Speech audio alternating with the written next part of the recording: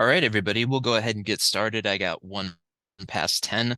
I know people are still filing in, but we'll go ahead and get going. Thanks to everybody for coming to the October edition of the DuPage ROSC presentation series. If you're unfamiliar with what ROSC is, the real quick Cliff's Notes version is ROSC is a kind of coordinated effort to get people and organizations across the recovery continuum to come together to better network and collaborate, but also to educate and let people know about what's going on in the recovery community. And for us specifically, that is DuPage and the surrounding areas. We usually have our DuPage ROSC Council meetings on the second Wednesday of every month. This presentation series is a little bit different. So we do this one, right now it's kind of at every other month, but I've got some more stuff to promote kind of at the end. But this is the first one back after a month off. So we're glad to be here with you. Today we have with us Lisa Bloom, who's both an MSW and an LSW. And when Lisa and I were talking about some possible presentations a couple of months ago, she had reached out about doing something with neurodivergent trauma. And some of y'all on the call are very aware of how important trauma-based care is for what we're doing. I know Bruce, who's on this call, has presented on this in the past. It really is just an essential part of the treatment model when we're looking at how are we treating substance use and mental health challenges, and how can we change to better fit some of these things. So today we're going to be talking about that neurodivergent trauma, which is something that I have to admit is a little bit of a blind spot on my side, but this is why I'm glad we can have presentations like this to kind of learn more about these things. At the end, we'll leave just a few minutes for any questions or comments or anything, and then I will have just a few little things to promote at the end. So I am very happy to turn it over to Lisa. And Lisa, it is all yours. Thank you for being here today. Yeah, gosh, I couldn't do a better introduction to the topic, Jared. So thank you so much. And thank you, ROSC. I don't know if what I'm feeling inside is nervousness or excitement. That's kind of the point of the talk, figuring out what's going on inside. Thank you all for joining me today to talk about a topic I am fascinated by and care deeply about. Why do I care, and why do I believe it's important for you too? First of all, Jerry, you already mentioned neurodivergent trauma is really part of being trauma informed, and it is new. It was new to me as well, which is why this is really a reworking and a reframing of a presentation I did on trauma in 2020. Admittedly, there was a part of me then that was holding back, fawning, even if I didn't have the words or awareness, or as this felt sense of it just didn't feel quite like me or quite right, as if the talk was given by someone else and wasn't the whole story. So fast forward over the last 3 years, most of my learning has been experiential. I've immersed myself in autistic and neurodivergent spaces, and the outcome has been really monumental for me. I really have a enhanced understanding of trauma, and it feels much more aligned and authentic. Also provides, hopefully, provides some answers to when we say, I didn't know that was trauma. The main shift in understanding neurodivergent trauma is really shifting voices from the external expert to those with lived experience. Experts of their own lives are privileged. Therefore, I have tried as often as possible to include divergent voices in quotes with each slide, with permission, of course. Lastly, although adult autistic experienced, diagnosed and self-identified is centered, many of the concepts here are relevant to many neurodivergent processes and conditions where safety can't be found or supported. So today, what do I hope that we have a shift about? We're going to talk a lot about some terms. Some of it is going to seem dry. Quite frankly, I really wanted, I tried really hard to do it in a different way that was more engaging, but I think it's really foundational to understanding what neurodiversity is by really outlining some basic definitions. So we're going to talk about what neurodiversity is, the neurodiversity movement. We're going to look through that diversity affirming lens, and therefore be able to define and understand what neurodivergent trauma really is, which is really the core being contextual and relational.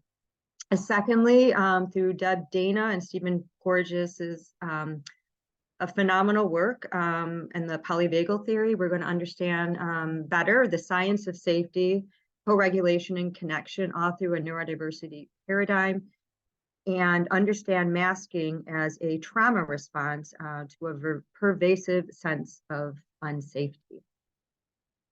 And lastly, we all want to think about implications for quote-unquote treatment.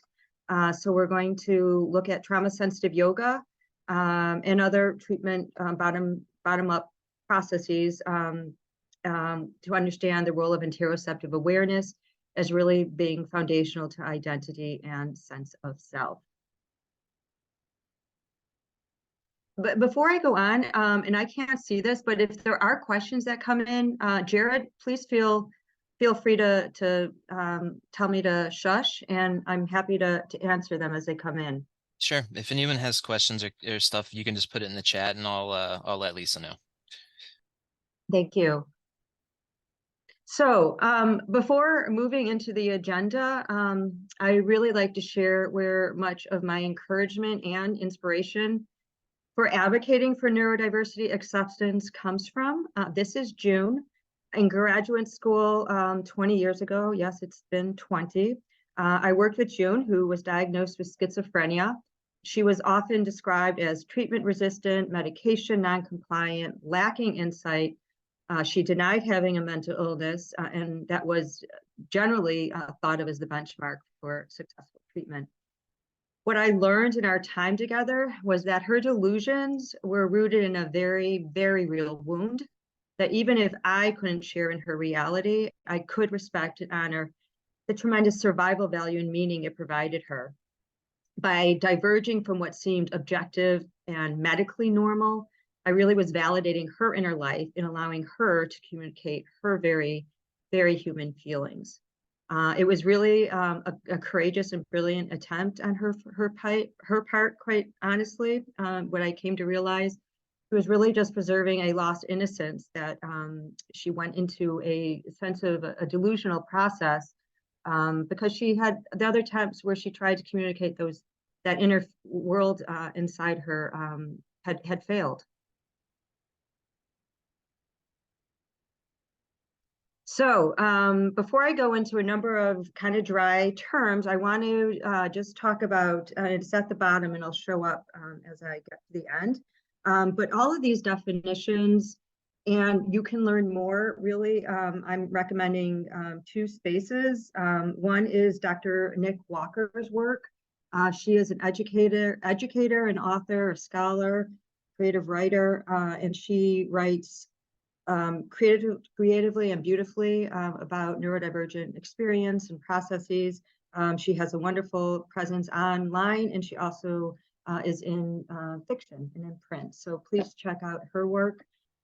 Also at the bottom is a link to Dr. Robert Chapman and Monique Botha, who has a wonderful piece on neurodivergent informed trauma care. So without further ado, I'm going to define some terms. So, and please jump in. Actually, this might be the best place because I'm going to go through a number of terms, and it does get a little dry and probably needs some breaking up, but they're very foundational to understanding what we're trying to accomplish here. So neurodiversity was coined by Judy Singer in 1997. It simply means the diversity of human minds exists, the infinite variation in neurocognitive functioning within our species. It is a biological fact. The neurodiversity paradigm movement and neurodiversity affirming as a social justice movement, beginning with the paradigm, it's a specific perspective on neurodiversity, one natural and valuable form of human diversity. Two, the idea that there is one normal or healthy type of brain or mind or one right style of neurocognitive functioning is a culturally constructed fiction. And three, the social dynamics that manifest in regard to neurodiversity are similar to the social or power dynamics that manifest around to other forms of human diversity, including ethnicity, gender, or culture. The neurodiversity movement is a social justice movement. It is seeking civil rights, equality, respect, and full societal inclusion for the neurodivergent. Neurodivergent versus neurotypical, coined by Kassian Asasumasu. I hope I got that right. In 2000, neurodivergent means having a mind and body that functions in ways which diverge significantly from the dominant society standards of normal, including communication, processing, perception, and interaction with self and others. Neurodivergence can be genetic or innate, including autism, ADHD, dyslexia, or it can be acquired through experience, traumatic brain injury, for example. On the other hand, neurotypical is a person, an individual who thinks, perceives, and behaves in ways that are considered the norm by the general population. Important to know that neurotypical does not mean normal. It simply means that the behaviors fall within expected boundaries, which can differ from one culture to another. What is autism? Well, autism, according to the DSM, persistent difficulties with social and communication and social interaction, and restrictive and repetitive patterns of behaviors, activities, or interests. Some of you might be aware of, that's what we refer to as stimming, self-stimulating behavior. And these are behaviors that limit and impair everyday functioning. Integral to the neurodiversity paradigm is that these difficulties are really differences when provided the right support and environment.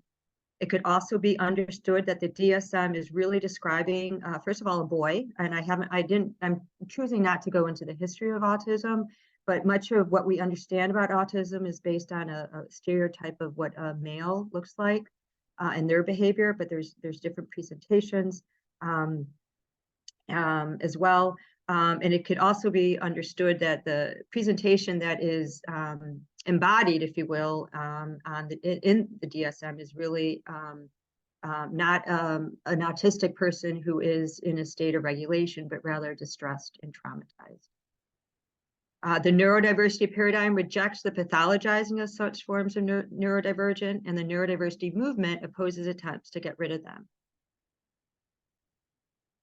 Ableism and internalized ableism. Ableism is a set of beliefs or practices that devalue and discriminate against people with physical, intellectual, or psychiatric disabilities, and often rests on the assumption that disabled people need to be fixed in one form or the other. The internalization of ableism is taking in those beliefs and projecting them on ourselves, leading to a diminished sense of self. This process, often unconscious and involuntary, is foundational to masking, which we'll speak to in a little bit. Interoception is simply feeling your feelings. It's being in your body, noticing, sensing your feelings. Which is really the underpinning of being in your body and in yourself. Interoceptive awareness is challenging for autistics due to innate traits, as well as chronic invalidation. And lastly, relational humility is to have care and compassion for another's inner world and lived experience. This past summer is really a very relevant example to share. I participated in a series of workshops on shifting into a neurodiversity affirming paradigm. And I often bumped into my own internalized ableism. It's very hard to not live with it if we live in our world. And it was really very, very uncomfortable. However, as you can probably imagine, it's also the greatest source of growth for me. Lisa, real quick, and you may have answered this, but Bruce had asked, does the neurodivergent include DSM-5 mental illness diagnosis or just specific disorders? Yeah, I'm sorry, who asked that question? That was Bruce Bruce, Sewick. thank you for pointing out the obvious. Yes, I would, it has been argued that the DSM would be probably this big if if it didn't, if everything got reduced to trauma. That's actually not in my words, that's John Brer out of California. And I might be speaking to the choir. But to answer your question, yes, the DSM is probably, it contains quite a lot of neurodivergent diagnoses that didn't get that accurate diagnoses, and therefore we are medically diagnosing them, which is the methods that we have right now. So thank you for that really appropriate question. And it's probably a whole nother talk to really get to the bottom why we are in these sort of narrow categories of well-being. Does that help? Perfect. Thank you. Yes, thank you. Yeah, and thank you for that question. All right, moving along. So this is really just continuing from the previous slide. A neurodiversity paradigm shift also asked to think about the language we use. I love this graphic. It's actually only part of the graphic. The other part includes, you know, having someone stand on a spectrum. It really is asking us to think about the language we use, and underscores the point that words matter.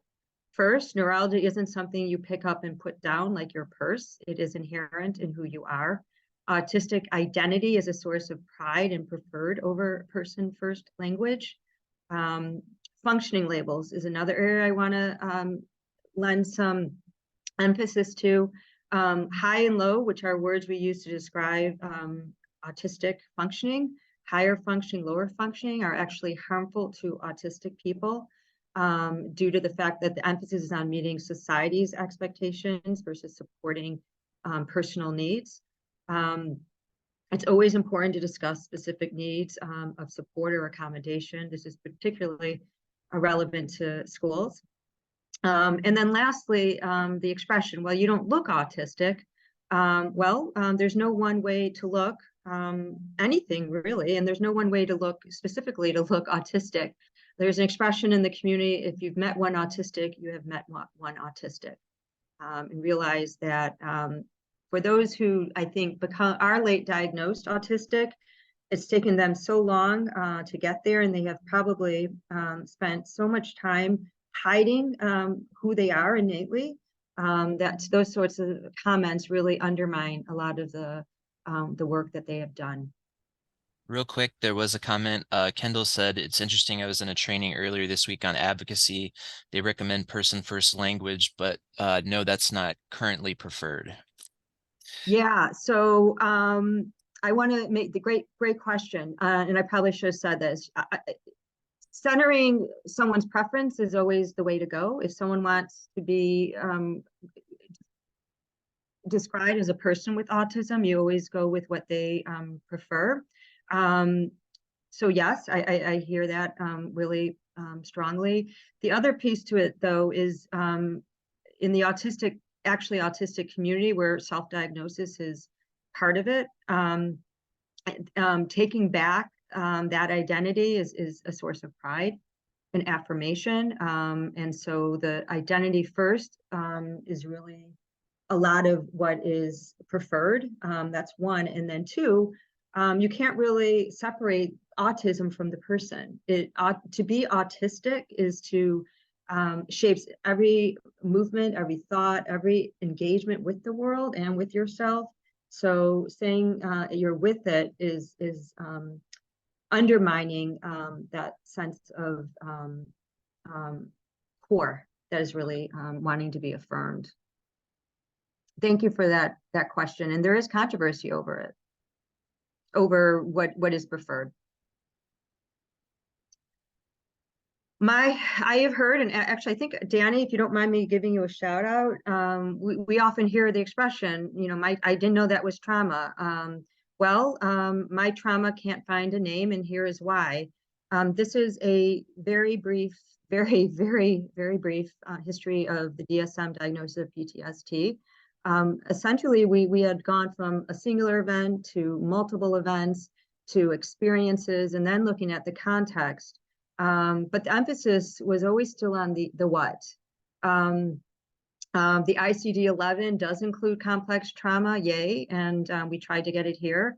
It certainly lends support for the idea that there's an accumulation, death by 1,000 paper cuts, that needs to be taken into consideration. What the neurodiversity paradigm shift purports is really a shift from the ACEs, which is the adverse childhood experiences, which are really events, to neurodivergent trauma. And in this way, we adopt trauma as a relational and contextual core. It really asks the following question. There we go. Who decides what is trauma? And then the answer, your nervous system. And this is really relevant to neurodivergent experience because they live with very sensitive nervous systems, and they're going to be engaging with themselves and in the world in a much more delicate way. Autistic experience is built around a highly sensitive nervous system or a delicate threat response. So we have moved from what's wrong with you to what happened to you. And now the neurodiversity movement asks what defenses are necessary, and that's really the key word, they're necessary to navigate chronic unsafety in the world.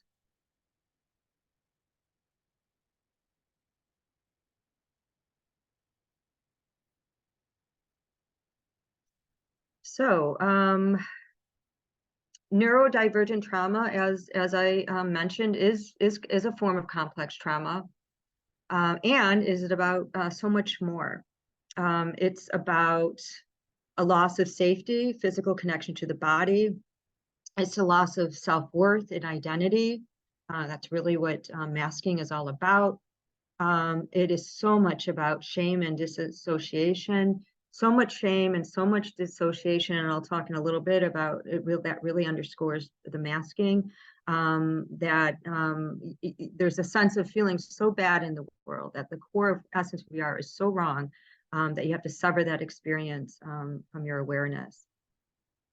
And loss of trust in self and other.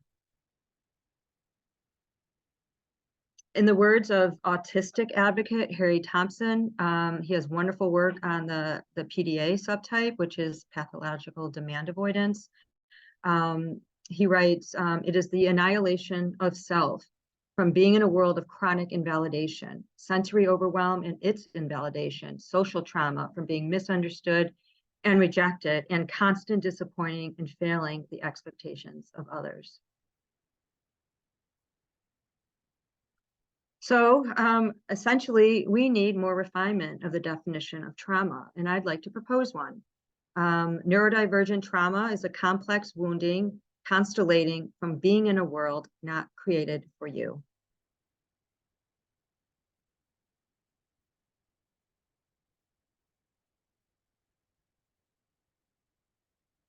And ultimately, our work in treatment and working with treating the symptoms of trauma, not the autism, is to help encourage and then stimulate a person's sense of self versus diminish or remove autistic symptoms that are innate to who they are.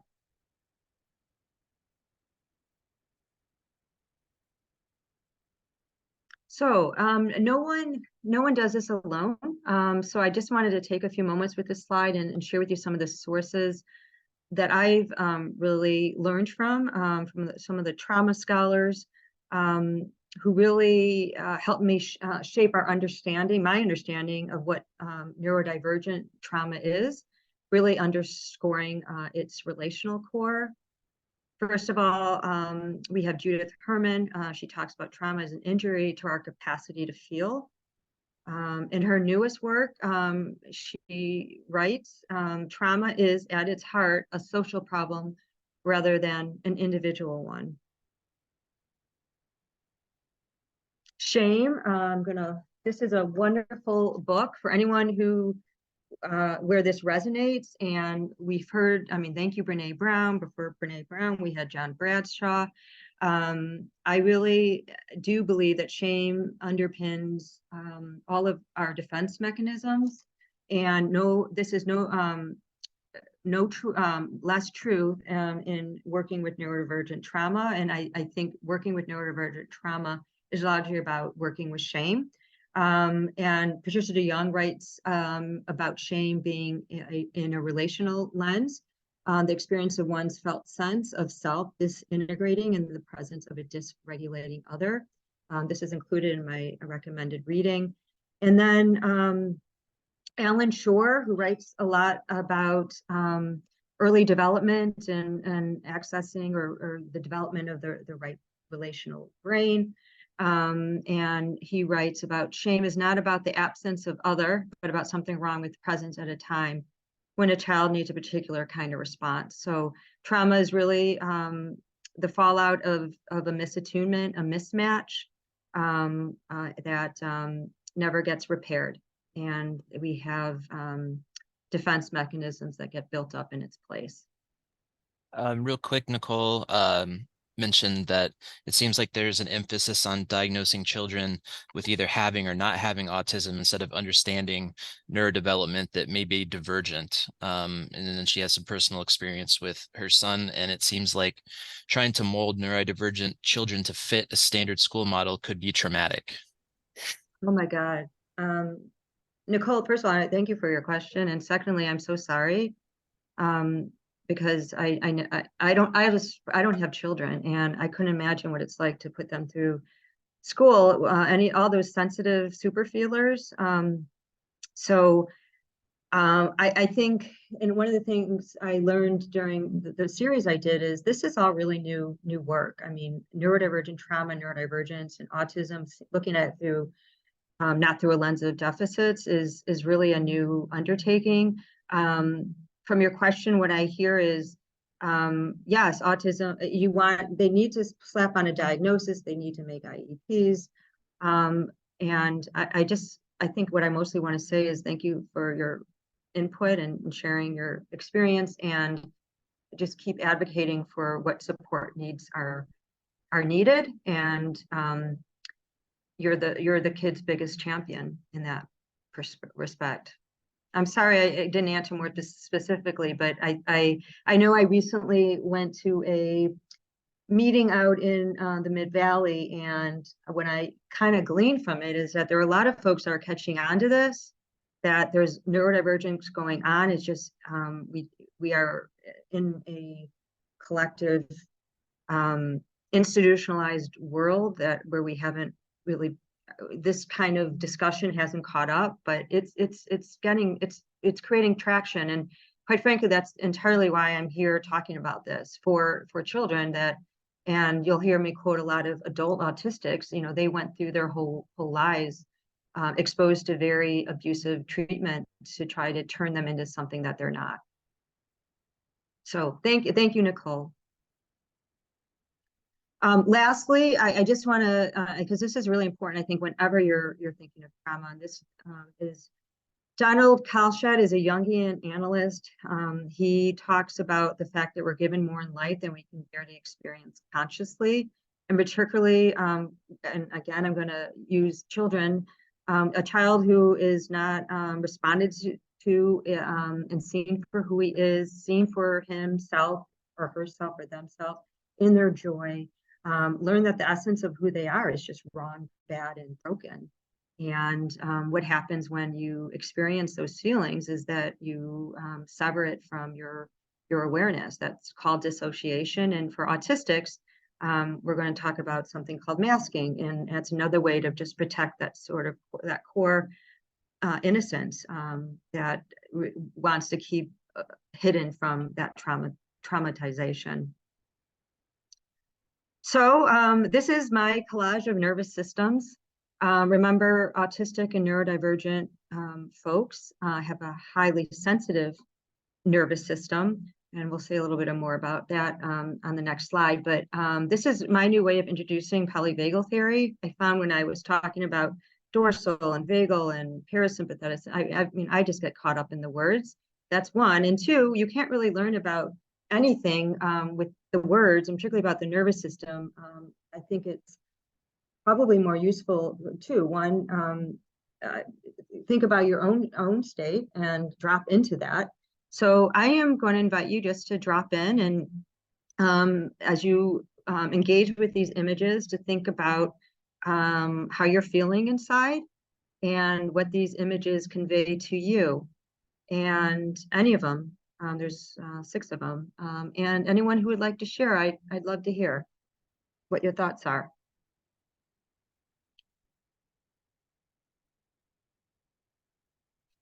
Yeah, Any so take? some of them evoke, you know, joy, right? The I think he's a runner hugging his, you know, friend or coach or whatever. The children running in the field, just, you know, joy. And then honestly, for the runner, relief, it looks like as well, but just like a release of emotion. Yeah. Oh, that's thank you. That's exactly it. And I love that you used the word release. Um, anyone else? Thank you, Nicole. I'm gonna chime in about that. But is there anyone else that wants to share what they're viewing I and how was it? gonna say on a couple of them, the like sunset or sunrise, I can't tell which one that is. And the picture of the dog sleeping are very peaceful feeling when I look at those particular ones. Yep, yep. Beautiful. Thank you, Jared. I'll take one more if anyone's willing and able.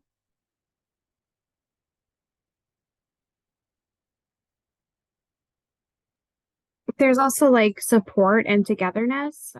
So the are helping someone else across the line of a race there. And then also the art piece of 2 people, one seeing like the connection of like the lit up figures, but also now noticing that it looks like the lit up figures are more like children. So how does our inner child how's our inner child different from what we're experiencing right now? Wow. You guys, Kendall, thank you so much. That's I'm so glad you picked that one because and your articulation of what you see is exactly spot on. I really shouldn't say that. If you gave me something entirely different, that's your interpretation, and it's just as spot on. But yeah, thank you. So first of all, I'm so glad this is the first time I did it this way. Usually I blab on about dorsal and vagal and blah blah blah, and and I think particularly with neurodivergent struggling, there's a sense of just not being able to trust yourself, and I think we all know and feel more than sometimes we believe we do. So exactly right. I heard joy. I heard connection. The children playing is actually a mix of playfulness, obviously play, so joy, but also connection because there's collaborating going on. So most of these are mixes of nervous system states, a hybrid. I want to make a comment. The dog, a couple of them, and Jared, I talked about the sunset and the dog. It's my sister's dog. A sense of peace, which is a form of connection and feeling safe enough to be connected that way. So it's October, so it's marathon season. I don't know. I thought maybe that's Calvin Kipton, who just won the Chicago Marathon in a world record time. That is exactly right. It could have been a coach. It happens to be the founder of or Carrie Pankowski, but that picture is like someone had said, it is joy and obviously is hugging, but there's a sense of, I couldn't tell if that was joy or grief. The expression was because there is a point of him obviously needing to downregulate after all of that energy to run a marathon. So that's actually falling into a more immobile state. So thank you so much. And then the picture of that Kendall talked about with the children facing each other, but the adults turning away again is this whole coming towards and then moving away. And imagine what that would feel like in your nervous system, where you have this desire to go towards someone, and yet there's something pulling you back. It's like, I want to hold the rope, but I need to drop it. Those are very uncomfortable nervous system states. So finally, in the center there, so I'm just going to read this. This is from Kieran Rose, who writes about autistic masking. That really is his specialty. And this is his newest book, along with Amy Pearson. But masking is effectively holding your breath. The regulation you need to occur does not occur, and eventually you either have to breathe or pass out. So it's kind of, Nicole, I think it was you, so mentioned release. It's like having all this energy inside you and never being able to let it release, let it finish its necessary function, which is to rev you up. So imagine what it's like to live in a world with that chronic feeling, and that's essentially what masking is. Before I move to the next slide, any other thoughts or questions? All right, thank you so much for that. Really, really good input. I had a quick question. Yeah, Bruce. Does movement help with that masking? Yeah, I love it when people anticipate what I'm going to talk about. Yes. So the last piece of this talk is about, I'm going to talk a little bit about trauma sensitive yoga, because that's something I got some certification in, but any movement, and not just movement, but any kind of expressive work. And I'll say more about that. That's a really perceptive comment on your part. Thank you. So my second slide of polyvagal theory, and here's the science lesson of the day. This polyvagal theory really is the science of safety and connection. This is from Deb Dana's work, who really unpacks and makes polyvagal very relatable. Stephen Porges' work, he's lovely. But his words are a little more complicated. And it's really that we have three pathways of response, and they are in a hierarchy. So they have a predictable order. It is connection, mobilization, and disconnection or dissociation or collapse. So when I asked you in the previous slide, I heard words like that, like, I heard release, which is moving into immobilization. I heard joy, which is connection. So we have the words for these, and a lot of the work with interoceptive, which is the movement piece, is building awareness of what that feels like inside. Neuroception is at the heart of autistic neurodivergent trauma. Neuroception is basically internal, external, and between. It's a response to cues in our bodies, in the world, and between other people. Autistic and other neurodivergencies have a high threat sensitivity innately, neurobiologically. So their baseline is different. So they are going to be bombarded by sensory stimuli. They're going to be invalidated by that. Oh no, how many times heard, no, the music isn't too loud, or, oh, you're just too sensitive, or why aren't you eating your food? Everyone else, likes blah, blah, blah. It's the sense of always just never getting it right. And masking then comes into the picture because you want to please the expectations of others. And then lastly, co-regulation. Our brains are wired for connection, but trauma rewires them for protection. So in the last picture, that sunset, I strategically placed it there because co-regulation can occur with a appropriate mammal, which is either a human or a dog, or with a beautiful sunset, with a pretty piece of poetry, with a piece of music that really touches your inner world. So it doesn't have to necessarily be a person, which is often, which is shifting it to a more neurodiversity affirming place. Any questions? Okay. This is Deb Dana's ladder. I had mentioned that it cascades, goes up and down in a predictable way. Janae Elizabeth, I'm really indebted to her. She is a storyteller, researcher, autistic advocate.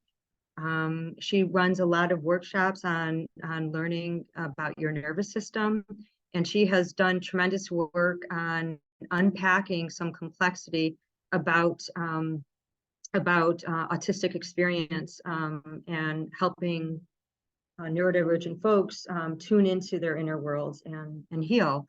In her words, we experience autistic experiences, experience the world through a hypersensitive nervous system, which informs every aspect of our thinking, our behavior, and our social values. I love this cascading of questions, which is what our brains go through and our bodies and brains go through, not just neurodivergent folks, but all of us. And this is unconscious and involuntary and happens in seconds. Can I survive through authentic connection? If the answer is no, can I survive through running away? If that isn't possible, can I survive by facing the threat? So you have turning towards, turning away, which is the mobilization. Can I survive by hiding my true self or feeling, which is now we're into disconnection? And lastly, can I survive by shutting down, disconnecting, or disassociating? So what I like to, how I'm really seeing this now is that the masking and the disconnection, the dissociation are so intertwined. And I really think autistic experience or neurodivergent experience of trauma is really oscillating between using a mask as a defense mechanism and disconnecting and dissociating.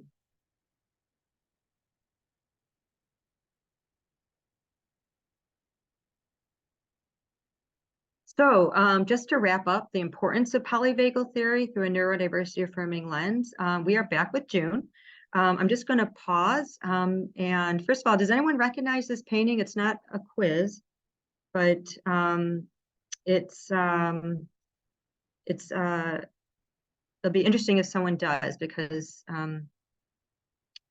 if anyone's not, when no one's jumping on, I will move along. It is Edward Hopper, and Edward Hopper's works of art were all about loneliness, isolation, and solitude. I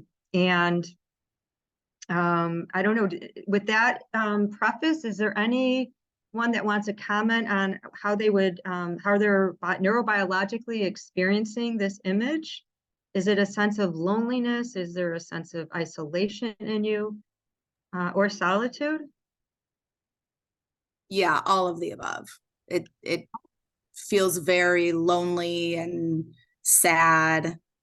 I mean, there is something nice about the sunlight, and so in some ways I could also see maybe it's a very comfortable image. Maybe she's, you know, sitting in a chair reading a book and she's really enjoying what she's doing right now. So I could see both, but my initial instinct is she's alone and sad. Well, Nicole, gosh, thank you so much. That was amazing relational humility, by the way. You were seeing it from a couple different perspectives, and they're probably all true. So thank you. Anyone else have a thought? It makes me think about something I've talked to people I've worked with who have substance use challenges, which is there can be a difference sometimes between isolation and like solitude. It's like some people enjoy some solitude and it's kind of like recharging for them. And I'm the same way. Like sometimes, you know, I tend to get overstimulated, and like having some time like this can actually be very peaceful. And so it makes me try and think about people who are neurodivergent, who are overstimulated like a majority of the time, and how something like this that can seem lonely looking might be something that's very needed for someone who's neurodivergent. Yeah, thank you, Jared. That's exactly it. Both you and Nicole hit it. And well, hit the point I wanted to get across. So This is actually an adaptation. As I don't know, is anyone here familiar with Dan Siegel's window of tolerance? It basically is that there's Yes, I love Dan Siegel. Yeah, I do too. Here is my interpretation of it from a neurodiversity affirming perspective. I'm calling it window of wonderment. So to Jarrett, to your important point, this is someone who very well might need solitude to recharge, that they've been out, the world is overwhelming and overstimulating, and that this is really a time to connect to themselves in a reflective way, and that's really nourishing to that person. So it's not loneliness or isolation at all. It really is solitude. And they might be connecting. I mean, there's that beautiful vase there. So their object for co-regulation is their beautiful floral arrangement there. So the window of wonderment, the important piece is the importance to connecting to your inner sense of wellness and what gives you regulation, as opposed to something that's externally imposed. I used the example earlier about connecting to an appropriate mammal. So neurodiversity affirming would be connecting to anything that gives you a glimmer, and we'll end with glimmers actually. And really it's about finding what are your cues for safety and co-regulation, not someone else's.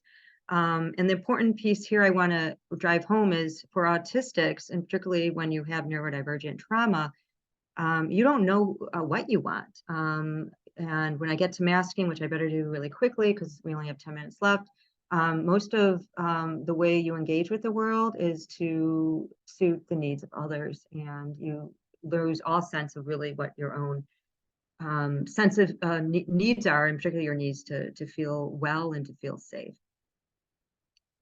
All right, let's move along. I am going to go through this very quickly. I thought this was funny because Bessel van der Kolk at one of his talks used this to describe a trigger: the right sound, smell, stare, turn of phrase, teacher, boss, suddenly become a blubbery idiot. The reason why that was to suggest levity, that we overreact, and that's what being trauma is, that we overreact to something in the present that is really based on the past. However, the point I really want to emphasize is this is the real experience of neurodivergent folks who live in a world not built for them, and they have to hide ultimately to be accepted what their basic needs are, which should be recognized and supported. So masking. Masking as a trauma response. So I'm going to start with what masking isn't. It's not what all of us are doing now, showing up and talking in a certain way that fits in a way because we've learned there's certain, we have, adaptations that we make naturally and subtly. And we do that with fluidity when we're in different groups. We can pick that up and we can put it down in a fluid way as we move through different environments. How I do like to begin with understanding autistic masking is with the idea of double consciousness, which is from DuPage. Some of you might have heard this before, which is this sense of always looking at oneself through the eyes of others. In this way, masking is a survival mechanism. An autistic person is driven to use, mostly involuntarily, to self-protect and project an acceptable version of who they are, to essentially exist to meet the needs of others. This double bind of meeting the expectations of others at the cost of suppressing personal sensory and regulation needs is traumatic, and that is neurodivergent trauma. All of this, not all of it, much of my influence of what masking is by the autistic advocate. There's also a book by Devin Price, Pronouns he, her, he, him, And he has written a book about unmasking, which I highly recommend. But this chronic dysregulation, and I spoke to it earlier in the slide, where you're stuck in this double bind of I have the rope, I have to drop the rope, but I can't drop the rope. And neurobiologically, that sets up a really uncomfortable feeling, and you have to do something with that. And so, one, we can wear this mask to deal with those feelings. We can wear this mask, but it also can constellate into a sense of emptiness. So there's an expression you hear of folks who have been living in a mask due to invalidation, chronic invalidation, is that they have this armor and that is empty. What if the armor is empty? There's a fear that there's really nothing inside because they've never actually been allowed, and it is they haven't been allowed to connect with it. Devin Price, she actually states that beautifully when she writes, "I was all defense mechanisms with nothing inside worth defending." And I do want to make one point.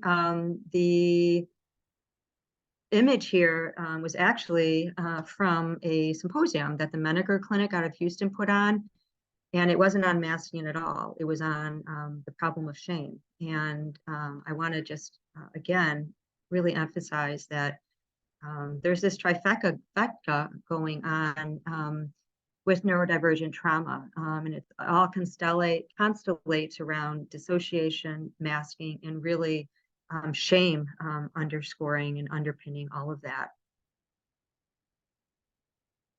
I need to get to movement. I only have 6 minutes left. So this is the movement part, Bruce. Interoception is really at the heart of movement, needing to move our bodies to gain a sense of internal first sensation and then the felt sense of meaning. I did complete a certification on trauma sensitive yoga in 2017. I'm making that comment now because it's amazing how far I've come. And I am going to talk about some of the concepts, but where I've come from is that a lot of these constructs of what we're trying to accomplish with yoga can be applied to other expressive therapies. So it's really important here. Why movement is important is Frank says it beautifully. I was able to talk about my experience for years without experiencing the present moment. No one had asked what's going on inside you. So trauma sensitive yoga, and this has empirical evidence behind it, evidence for complex trauma. I'm going to also add, when modified, also beneficial for neurodivergent trauma, but it's awareness of the present moment through breathing. And where I like to add a modification is the breath might not be accessible. There's also a book by David P. Levin who talks about mindful, trauma-sensitive mindfulness, where really any anchor. And for me, I need movement. I need to create energy in my body to send it information and to then build awareness. The other really important piece is, survivors of trauma, neurodivergent or others, have been disempowered. So language that empowers. I invite you to, what if, notice. Everything is a suggestion, and everything is invited by choice, including you can roll up your mat and leave. That is always an option. Taking effect. So once we help people by using a certain way, we guide them to tune into their bodies, so they then can use discernment and make choices, which is something that has been denied from a lot of autistics who, if you know anything about ABA therapy, it's considered very harmful because it's taken away personal agency and trust in one's sense internally. And then lastly, this idea of creating rhythms, and this is where I mentioned you can create these rhythms, obviously, in different yoga poses. Kelly Mailer's work, and she's an occupational therapist. She does marvelous curriculums. And Nicole, this might be something to pitch to schools, which is just about building awareness internally. And that can happen with any activity. It can happen with drumming. I remember the first time I heard, someone took up the drums, and all of a sudden they're exploring an alignment they never had. Play, theater, and of course, marathon running. I can't say enough. We have 3 minutes. So I am going to read this quote directly. First of all, I'm going to show you the book. This is Kathy Malchiadi's important work around expressive arts therapy and trauma. She makes it very clear that it can, and this is to your comment about movement. Movement can, anything that brings your senses into awareness, into treatment is therapeutic. So whether it's movement or sound, silence, silence being a form of mindfulness, it doesn't have to be just sitting still, or storytelling, which is enactment. We understand, I'm blanking on what it is. Chair work, Gestalt therapy, anything that really, I'll say this, the neuroscience shows us, really engages our right brain and taps into implicit and action-oriented constructs. I'm going to read this quote because I'll actually say where it came from. It came from me. I'm a 20-year practitioner of yoga, and I have to admit that I've been, I'll just say it, pissed off in some yoga classes because I've now known I have the language, my interoceptive awareness was hijacked. Because for me, and I'll say that, I became aware of what was going on inside as I moved, not the other way around. I learned that I needed sensation in my body to be in the moment. I think that's why meditation was always uncomfortable for me, and I felt like a failure. So I actually will close a loop on that.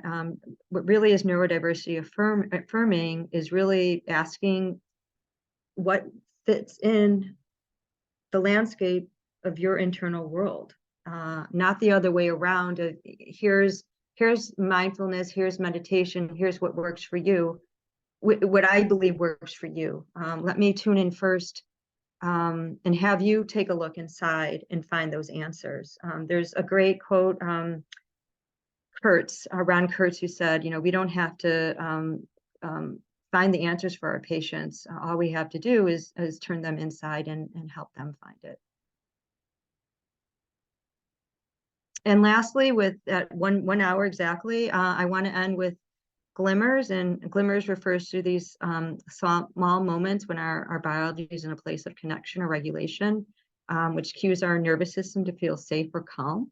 It's really the opposite of triggers. I believe it comes from Deb Dana. The question I think about is, what are your small moments that makes you feel all right in the world? And I'm going to pause. Yeah, Lisa, thank you so much. That was a great presentation. I know we're coming up on an hour, so if anybody has to dip out, that's fine. But if anybody wants to stick around for a couple minutes for any questions or comments, I see Bruce is unmuted. Bruce, did you have anything? No, I just had the microphone open in case I thought of something, because I'm thinking through this a lot, and I really appreciate this presentation. Thanks for orchestrating it, Jared. Of course. I wanted to comment real quick. I think I made this comment at a previous trauma presentation, which is I'm always glad to get these because I think sometimes those of us who've been through substance use challenges and mental health challenges maybe diminish our own traumatic experiences because of the comparisons to other people. So, the traditional, like you said, the traditional definition of PTSD previously was, death or close to death, or like these really experiences you think about when you hear PTSD, you go straight to, maybe like a veteran who was at war or something. And so someone who's gone through challenges think, well, I didn't go through that, so my trauma isn't as bad as theirs. But people who are in recovery have often some pretty traumatic experiences that get diminished. And so it's always good to know that it really is such a person-centered thing, as opposed to just a definition out of a book. I love that. I did have a question. So Lisa, do you consider the autism experience a form of trauma? Is that a takeaway? Great question. So in the community, you hear a lot. It's hard to meet an autistic who isn't traumatized. So there is such an intersection between to be autistic and to have trauma, because essentially the definition of neurodivergent trauma, they're living in a world not built for them. It's not to say, so there's a lot of concern for the fact that so many autistics also have trauma. It's not to say that every autistic will have trauma. If you're someone who's autistic and you live in a world that provides the supports you need, then more or less you won't be traumatized. But it's hard to find given the society we live in. Yeah. So what I hear you say, Lisa, is having a diagnosis of autism or having that experience is not inherently traumatic, Right. but the way that society has approached it, yes, makes it become traumatic, right? So like, yeah. You see, like the goal, what I have observed is like the goal, particularly with children, and I'd be interested to know, because I know therapies have changed and we didn't have time to go into that, but I'd be interested to know how many adults who were diagnosed with autism as children now struggle with things like substance use because of the trauma. But, you just observe a lot of like, in my son's school, there's a boy who has the diagnosis of autism who, they're trying to integrate into what you would call, I guess, a mainstream classroom. But it's clearly uncomfortable for him. And they try to make accommodations, but your talk just made me wonder, what if we didn't try to make those accommodations and just let him sort of guide, instead of trying to, it's like forcing him into an environment that is not right for him, as opposed to just like letting him find an environment in which he can be comfortable. So well said. So well said. And I also heard the internalized ableism, which is that, autistic isn't a dirty word, but our society has, has stigmatized it, and trauma. Right. Yeah. Self-identity right now is a really big, because it's very expensive to get diagnosed, certainly in certain countries. So self-diagnosis is accepted, and there's a lot of freedom that comes with that. But Nicole, what I'm also hearing as you describe, putting a kid with, there's always like he's this square trying to fit into a round hole, and what are the repercussions of that? Right. Jeremy, it looked like you had a question too. Yeah, I was wondering, how would I go about learning more about like yoga as a way to not only for myself, but once I get into the field, how I could suggest that for our client. Well, good question. And there's a lot of resources. A lot of group practices offer yoga. A lot of treatment programs have, if not yoga, they have other movement modalities. So I could also, where's that book? There's Jeremy, if you put your email in the chat, I can coordinate with Lisa and we can send you some maybe some links, but also the names of those authors and books too, for the trauma-based yoga stuff.